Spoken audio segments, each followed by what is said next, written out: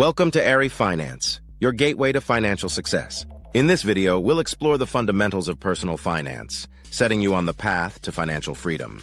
Step 1 to financial success is creating a budget. A budget helps you track your income and expenses, giving you a clear picture of where your money goes. Start by listing your monthly income and categorizing your expenses like housing, groceries, and savings.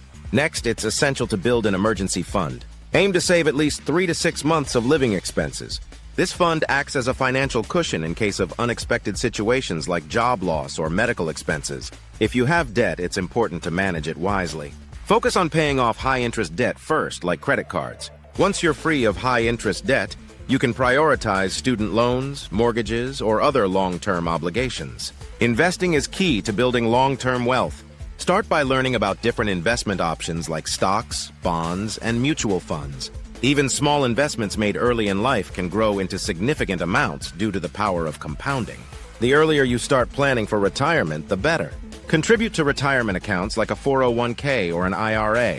Consistent contributions over time, paired with compound growth, can set you up for financial security in your later years.